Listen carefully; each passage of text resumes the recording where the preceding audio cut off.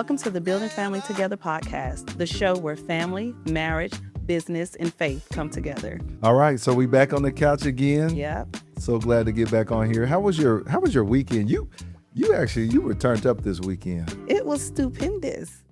Tell me a little bit about your weekend. Well, our friend got married, and it was my birthday. Yeah, so we got celebrations on the same day. Round of applause. Yes. Congratulations, Ashanti and Antonio. We love you guys. Yeah, so that was actually you could tell my throat is gone. I was already getting over laryngitis, and then I kind of went backwards. Yeah, you're a little raspy, but yeah.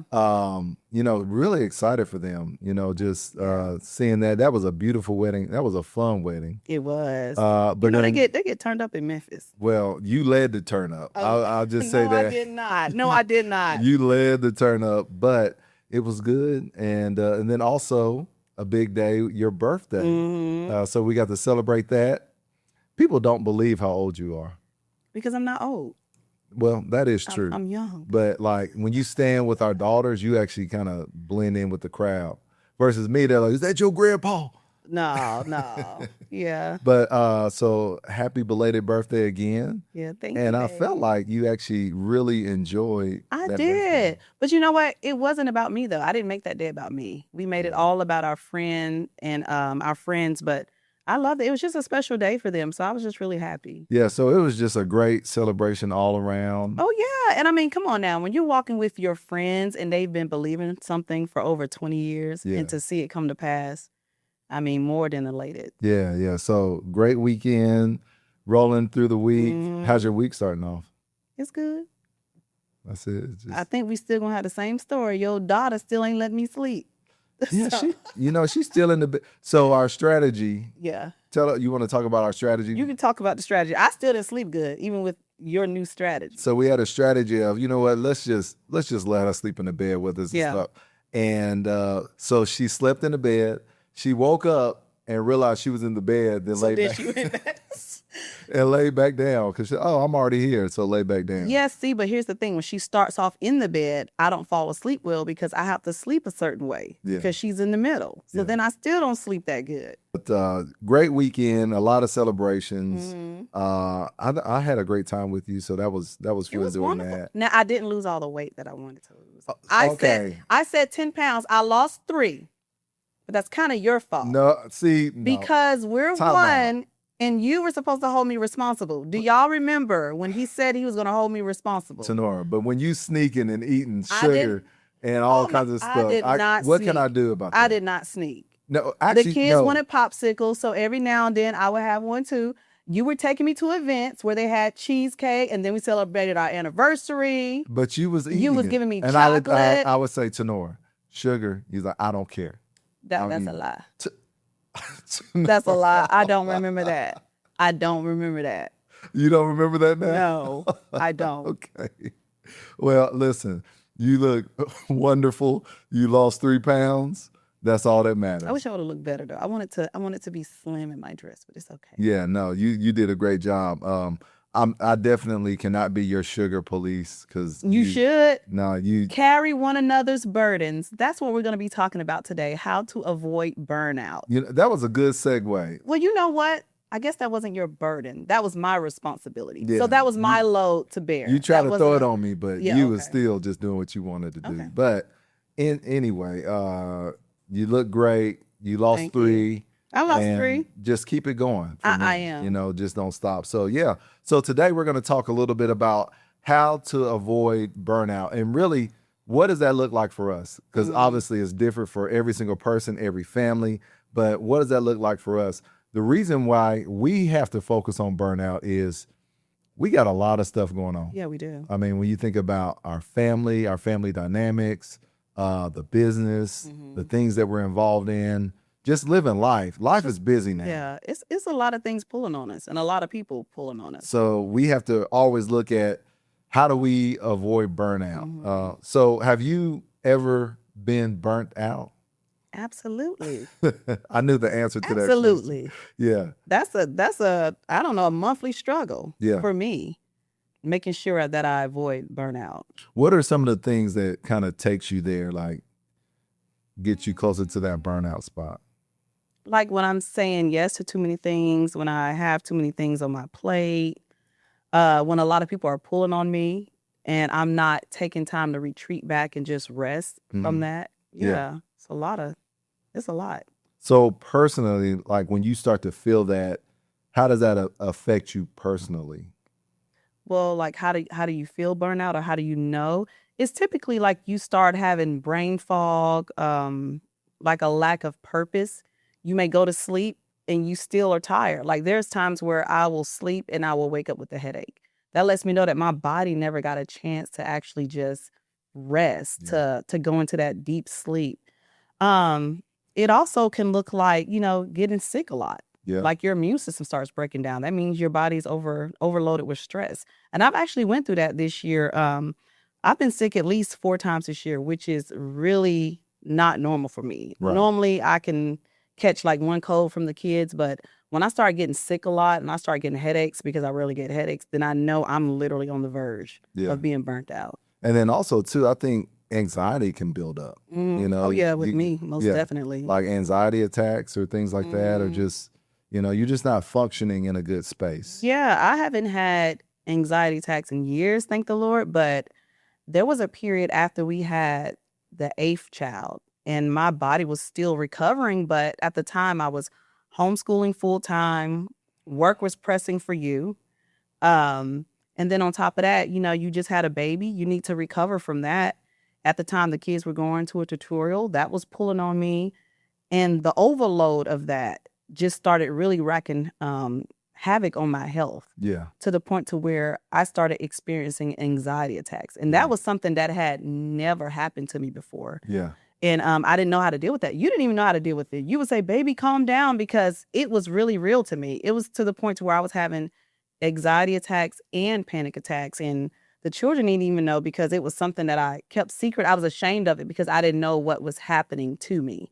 And it was just a lot on me and I didn't know how to handle it. It was a lot on me physically, emotionally. It was a lot on me mentally. And I feel like it started going into the spiritual aspect. But I ended up getting my panel and blood work done around that time. And I also learned that like my vitamin D levels were very, very critically low. Yeah. Vitamin B levels were low. So as soon as I started supplementing, getting my levels back up, just start to say no, I noticed that it started subsiding. And cutting out sugar. That was... Well, that sugar will get you. Yeah, seriously. I cut out all sugar. And I'm going to tell you, like, most of my symptoms went away with the supplementation, making sure that I was getting sleep and cutting out sugar.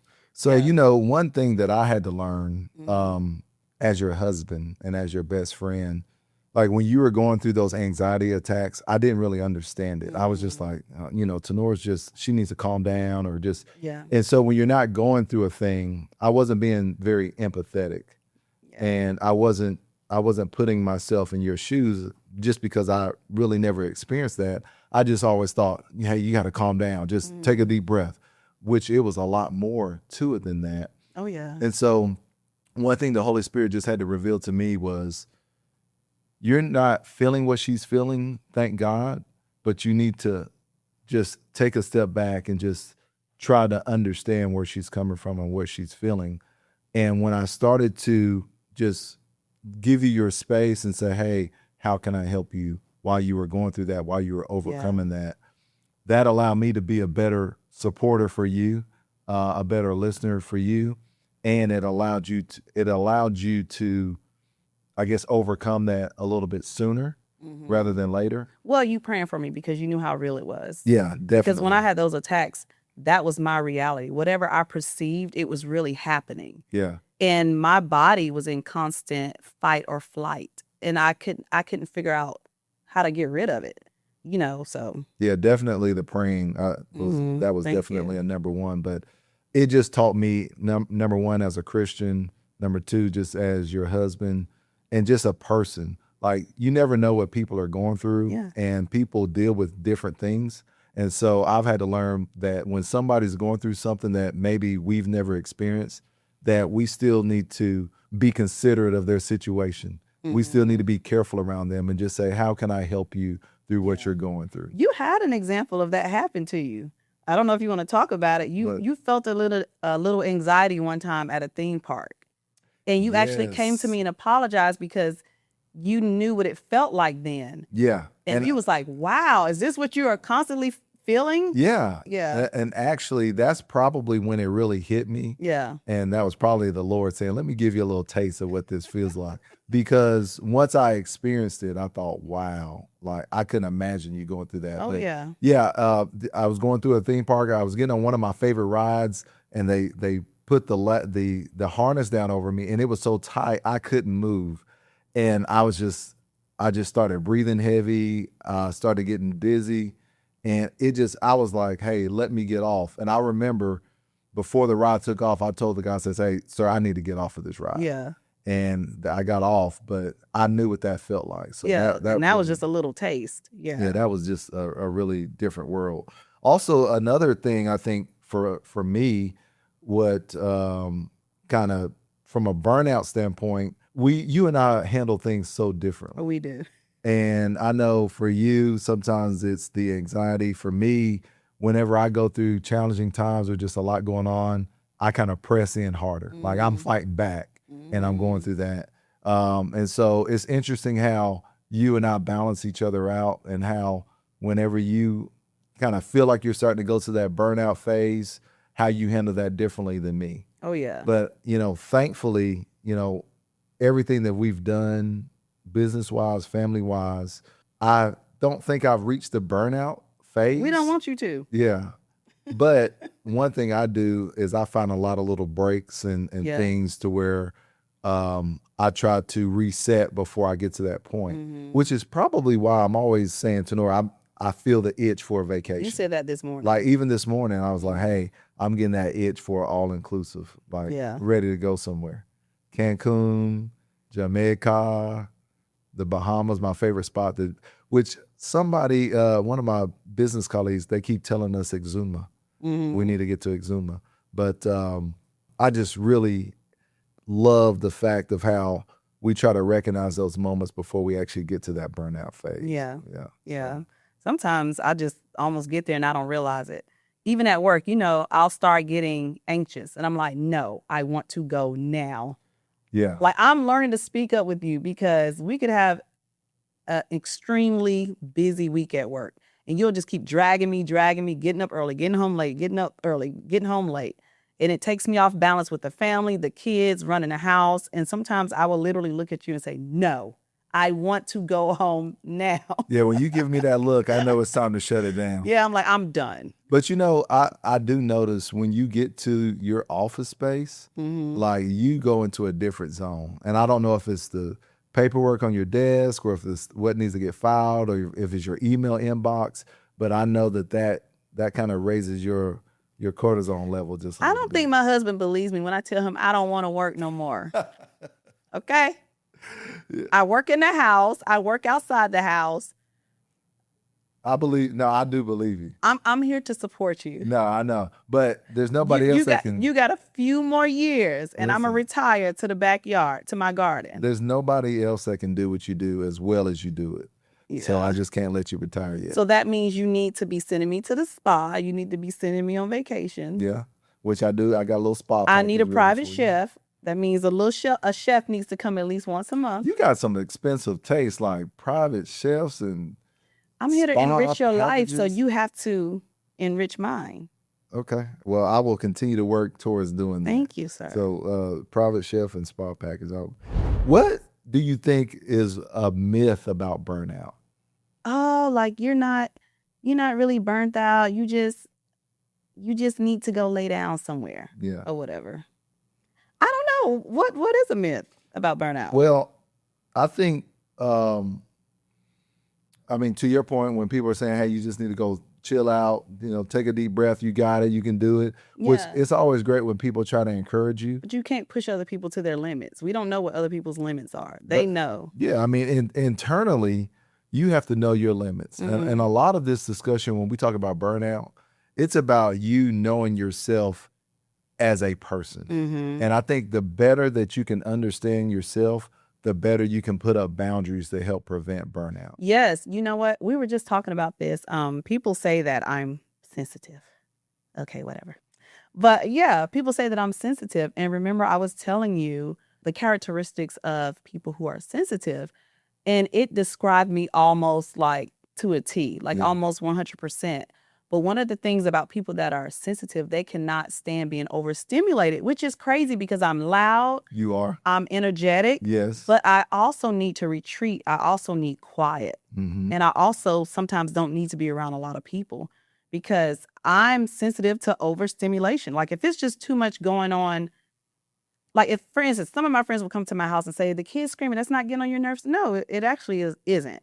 But if it's just like hours and hours of just constant noise, constant going, constant text messages, constant phone calls, like that's just too much for me. Yeah. It's overstimulating. And so for you, what really helps you is to get out of that environment Yeah. and to just go be by yourself. And when we I say, wish. well, close to it, Yeah. but by yourself, I mean, when we talk about by yourself, really just you. I mean, if I keep the children, I say, Tanora, go to Nashville or go to your spot, go hang out, go to the park. But you can't call me though, or text me and ask me what the kids need I to eat. got it. You know, when you go by You got to yourself, stop letting the children call me when I am out. I tell them not to call, but they call. But they me. still be calling They me. I'm going to sneak and start call. blocking our children. But you know what? It's funny because when you are gone by yourself, you call me the most. Matter of fact, Only because we have a 1-year-old. you call me. Only because we have a 1-year-old. And you're like, hey, what are you doing? Which I get it. I'm your best friend. You're my best friend. So we like to talk to each other. But when you go out and you are on your me time, your time by yourself, you actually like to call me a lot. Not a lot. Or some. But I like for you to just enjoy that time, that space, and just decompress and just get the rest that you need. But one thing you brought up, and I think this is great for everybody to hear, is setting up boundaries. Mm-hmm. When you establish boundaries, that protects your space and it can protect your burnout as well.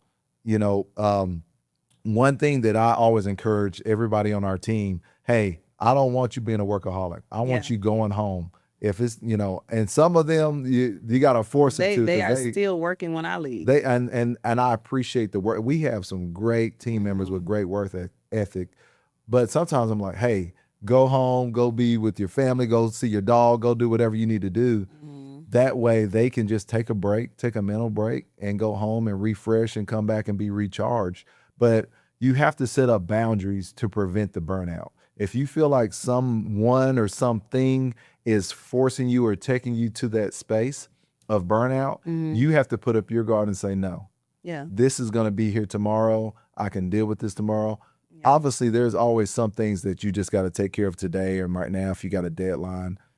This is outside of that specific scenario. Yeah. This is the norm of people always pulling on you and always wanting your time and your space. Yeah. And the thing about, I think, human nature is very normal for people to just pull on you. Yeah. And they don't mean harm, right? I mean, it's just normal for people to pull on you.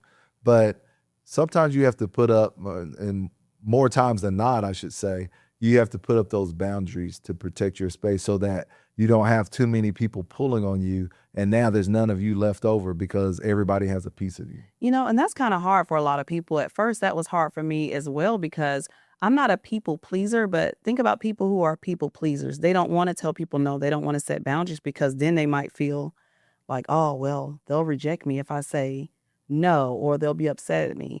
And I kind of deal with some of that in a sense of, you know, I get pulled on a lot. You do.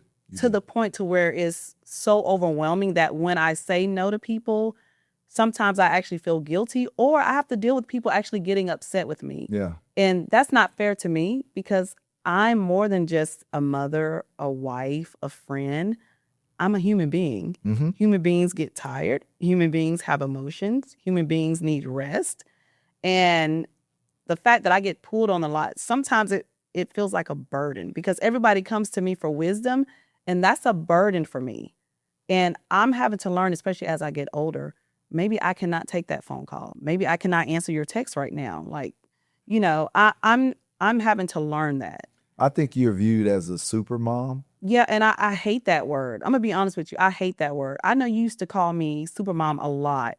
And I know it was out of encouragement, But the reason why I didn't like you calling me a supermom, because I felt like your perspective of me was she's strong, she can handle it, she has it.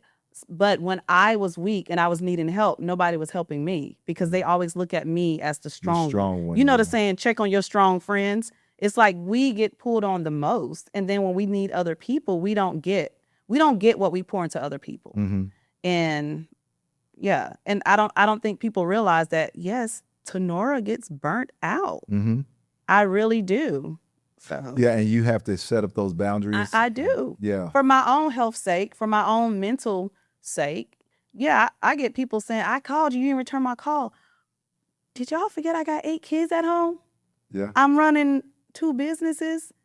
I have a husband. I have a home to maintain. I got to do regular stuff like that. I got to take a shower. You got 22 chickens? Yeah, I think 2 died. Oh, sorry about that. You got 20. Yeah, 20 chickens. Yeah. Yeah.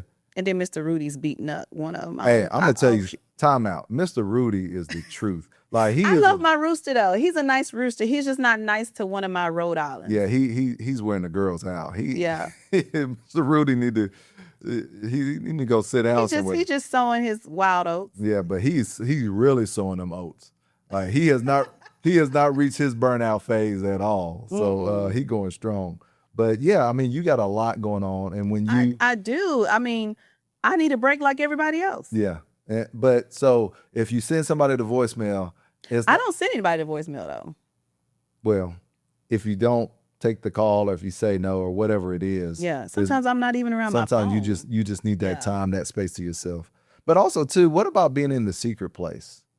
Yeah. Like I need time with God. Sometimes I fail at that. Yeah. As soon as I get up in the morning, guess who's looking at me? Yeah. Your daughter.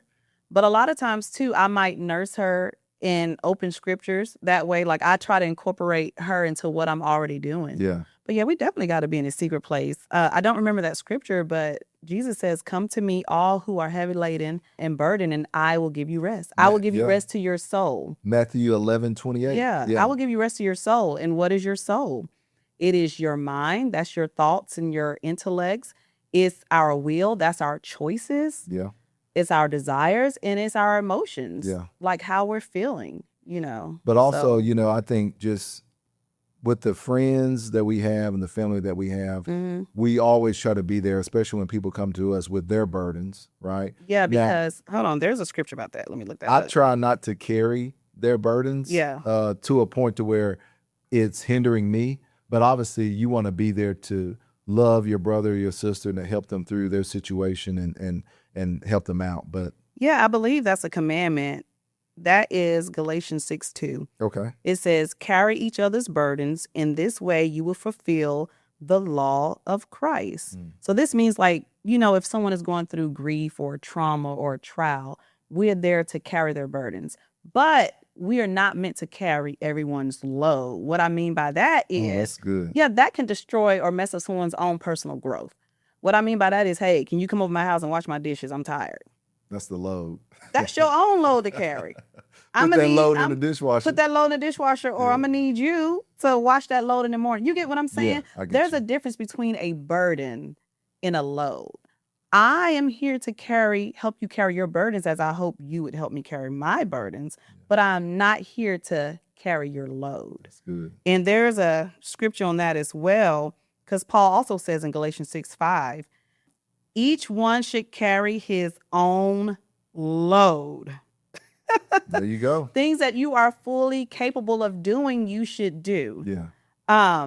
So what is a load versus a burden? So a burden is like an overwhelming, crushing weight, something that's like traumatic. Something is like when you are in dire need and you need your brothers or sisters in Christ, or you need your spouse to like lift you up, whether it's through prayer, whether it's physically helping you. Yeah. And of course, the load is something that is your responsibility to do on your own. Yeah, that's really true, because as people, we need other people in our lives to help walk through life with us as we are carrying those burdens, and to sympathize with us or to empathize with us or just be there for us during that time. And we just got to be sensitive to that, because even carrying things that were not designed for us. And what I mean by that when I say load, those are, to me, carrying other people's loads is carrying false burdens. Yeah. when you carry false burdens or other people's loads, that also leads to burnout. And I've been there before. Yeah. Where I was just completely stressed out over other people's situations that had nothing to do with me, but they involved me. Yeah. Yeah. Well, you are dropping some jewels today. I've lived through it. I'm still living. And you know what? Yeah. You helped me realize sometimes we create our own burden and our own loads. Yeah. One thing you've always told me is stop saying yes to everything. Oh, you used to say yes to everything. But see, you know what? I enjoy it. But it put a burden on me because guess who got left home with the kids, or guess who had to change their schedule to accompany all of your yeses. Yeah. So your yeses affect other people. It does. But see, I enjoy it. Like I everything that I do, whether it's encouraging or speaking to someone in the business world or speaking on a panel or whatever it is, I get asked to do a lot of things, but I actually truly enjoy doing those.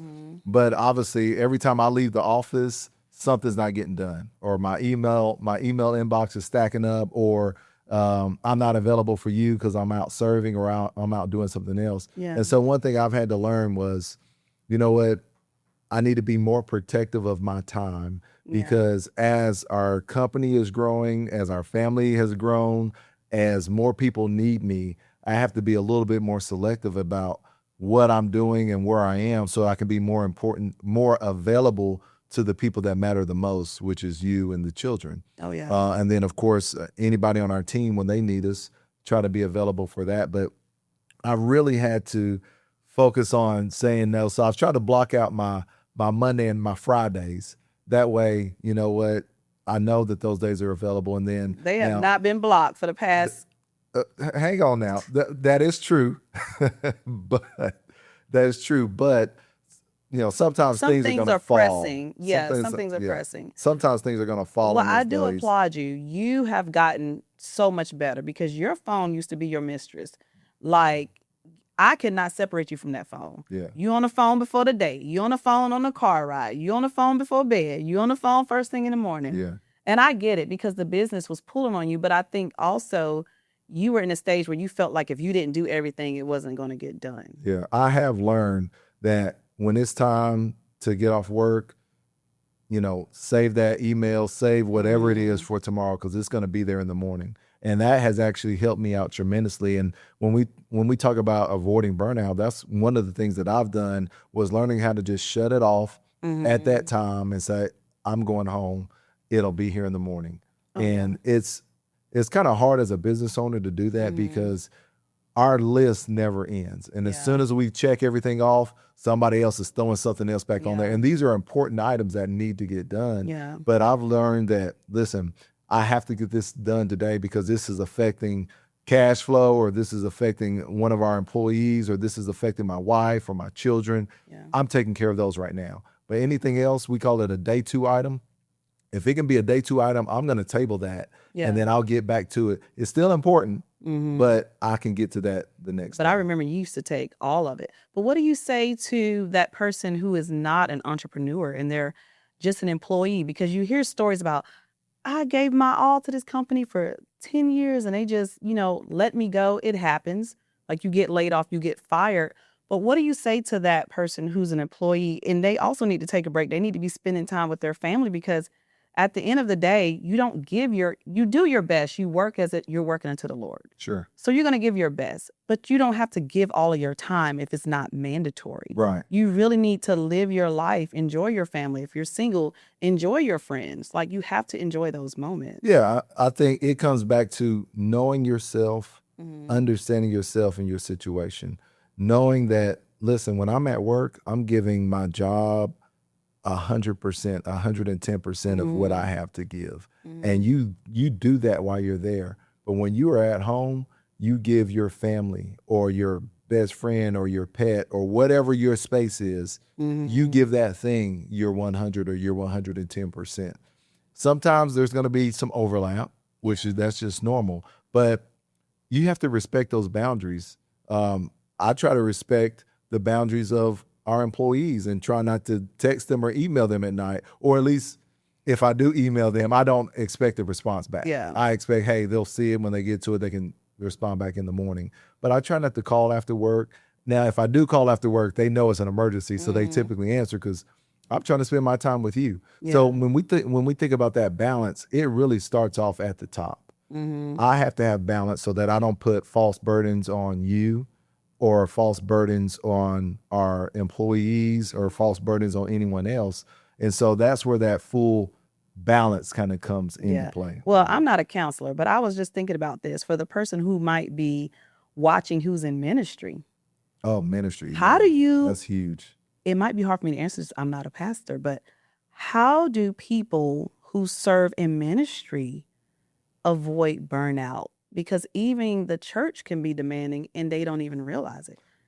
You know what? If we have anybody listening that is in ministry, I would love to read your comments on how you avoid burnout on that, because people are always calling. They always have issues, and the bigger your church, the bigger your flock, Yeah. and more money, more problems. Yeah. You know, more people, more concerns that are coming your way. So I think that I'm not a minister, so I'm not sure. But they probably have to set times too. Yeah, they have to set the way that we boundaries. set times. Like if we set times for ourselves, sometimes I pencil it in. You can have a meeting with yourself. No one has to know what that meeting is about. Yeah. Hey, are you available at this time at 6?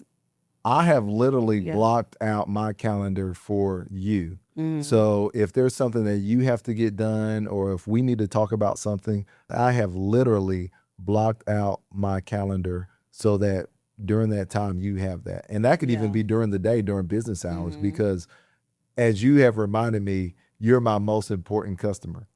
Yeah. Right. So you're the one I never want to lose. So I've had to block out my time to make sure that when you need something, I'm available for you. And I appreciate you understanding my role as a president and CEO, that I'm busy a lot. Yeah. And so you've respected that too. And I recognize that. So I thank you for doing that. But you know what? As an entrepreneur, as someone who's working ministry, as someone who's an employee, you can never be too busy for your family. Like the Lord and your family is your priority. Yeah. Because if something hit the fan today, which one would you let fall, the business or the family? Yeah. We're going to take care of the family first. Yeah, we're always going to take care of the family first. People matter. Yeah, absolutely. I love that. So how do we avoid burnout with our marriage between you and I? I think for us, just making sure that we set that time apart to make sure that we are spending time together. Mm-hmm. And then also being gracious with one another. Like if I'm tired, you know to give me my space. If you're tired and you need to go to bed early, I know to give you your space. And you say you never have burnout, but I actually can tell sometimes when you're on the verge, because you will start going to bed at 8 o'clock. Yeah. Like you can't even keep your eyes open. And I'm like, okay, he's done too much this week. Yeah. Yeah. Yeah. When I go hard, I mean, when we think about getting children up early, Yeah. getting, going to school, going straight to the office, running around meetings, sometimes at the end of the day, I'm just out of gas. Yeah. And I want to stay up to talk to you and spend time with you. And you're like, just go to bed. Yeah. Just go to sleep. Well, before you go to sleep, I'll say, did you take your vitamins today? Yeah, you do. You do a vitamin check. Yeah. Get that vitamin B and vitamin D in. But I mean, for us, protecting our marriage from burnout is constant focus on us. Date nights. Yeah. Quality time together. Those daily check-ins. I've heard the daily check-ins have been really good. Like our listeners have been starting to do more check-ins with their spouses, and That's wonderful. it provokes communication. It provokes conversation, and it's really great to do. But and then of course the vacations. Like I love when we plot out our yearly vacations and our getaways. Which we're very behind. We are behind on that. We need to get caught up. But we have our family vacations, but then we always say, listen, what are the two just me and you vacations that we're just going by ourselves just to reconnect and just enjoy that time together? Long weekends. Yeah. I love the long weekends. Taking a Just Friday, Saturday. Saturday, Sunday, and just you and I reconnecting over that. Those are the things that will help your marriage avoid burnout. Yes. Another thing that I do when I notice that it's been a very pressing week for you, I try to keep the honey-do list very short. I don't know if you've noticed that. I don't ask you to do anything. I really because I'm appreciate like, that. because I know you need to rest too. Yeah, yeah. Yeah. And you do a good job at that. So I Mhm. really appreciate you keeping that list short. And I want to encourage you to keep it short, because when you do that, that allows me to be just refreshed and on point. So, but I You try need to to do keep my my job. list short too. I do my job at taking care of stuff when you need it. You know, I've actually shortened the time frame of how long it takes me to get stuff done for Oh you. yeah, to ask me. sometimes it used to be like 1 or 2 years. Yes. And then it went to like 6 to 8 months. There you go. I'm shortening it down. Now it's a few days to a few weeks. Listen, I'm in that sweet spot Yeah. right now. I know how to get stuff done. Delegation. We try to delegate as much as we can to help with burnout. Mhm. I remember, and sometimes, especially as business owners, you have to do everything yourself. Mhm. And when you have to do everything yourself, you realize very quickly that you can't.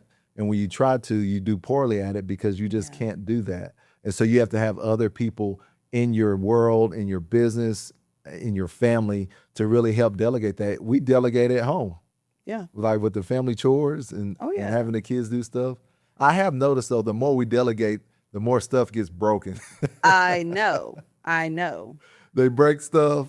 Stuff gets stained. You get bleach on your shirts and stuff. But that's just a part of the training process, and Mhm. just knowing that that's just what's going to happen. But really, that delegating. But you have to really know how to enjoy your life. I mean, we only get one of these. Yeah. We have to know how to enjoy our life and to stop worrying about the things that we just can't control or the things we can't change. Yeah. Do you have anything to share about that? Yeah, like you saying that there was make sure I don't get teary-eyed. But there was a special lady in my life who passed away literally a month after your father had passed away. They both transitioned to go home to be with the Lord. And something she had texted me one day, she had texted me this long paragraph about the Spirit of the Lord says this and that she was saying to me, but she said, Tanora. I actually still have her text message pinned. I saw that And last she, week. yeah, and Mhm. she's been gone home with the Lord for almost 4 years. She said to Nora, please enjoy every moment of your life and stop worrying about the things that you cannot change. Yeah. And that just brought tears to my eyes, because sometimes I think in the moment of the busyness, you don't even stop to reflect and just enjoy the life that God has given you. Wow.